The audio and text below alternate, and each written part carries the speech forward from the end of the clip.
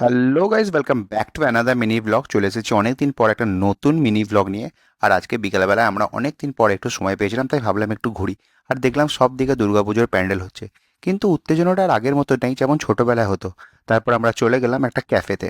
ক্যাফেতে গিয়ে দেবলীনা তো শুরু করলো ওর লো ক্যালোরি খাবার। তো প্রথমে ও স্যুপ দেখা শুরু করলো, কিন্তু আজকে আমারও জেদ ছিল যে আমি পিৎজাই খাবো। তারপর ফাইনালি অর্ডার দেওয়া হলো পিৎজা। আর পিৎজা অর্ডার দেওয়ার পর মন এত ভালো লাগে। তারপর দেবলীনা তো ভাবতে শুরু করলো যে ওর কত ক্যালোরি ইনটেক হবে। তারপর আমরা অর্ডার দিলাম ভার্জিন মোহিতো, যেটা দেবলীনা বলল এখন না, পিৎজার সাথেই খাবে। তারপর একটু নাটক করলো। তারপর বলল আমি জাপানিদের মতো করব, চোখটা দিয়ে এইরকম করছিল। তারপর ফাইনালি চলে এলো আমাদের পিৎজা। পিৎজাটা তো বেশ ইয়াম্মি ছিল। আর দেবলীনা তো দেখে বলছে ও এটা খেয়ে মোটা হয়ে যাবে। তারপর আমি বললাম না, 2-3 স্লাইস খেলে কিছুই মোটা হবে না। তারপর আমরা পিৎজাটা এনজয় করা শুরু করলাম। আর খেতে তো সত্যি খুব ভালো ছিল। দেবলীনা তো খাচ্ছিল একটু একটু করে, আমিও খাচ্ছিলাম।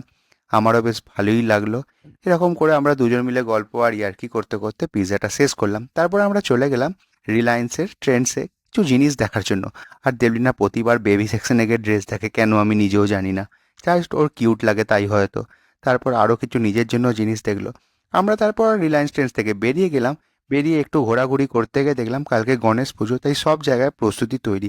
এইভাবেই আমাদের সন্ধ্যাটা কাটলো। ভালো লাগলে চ্যানেলটা সাবস্ক্রাইব করে ভিডিওটা লাইক করুন। Thank you.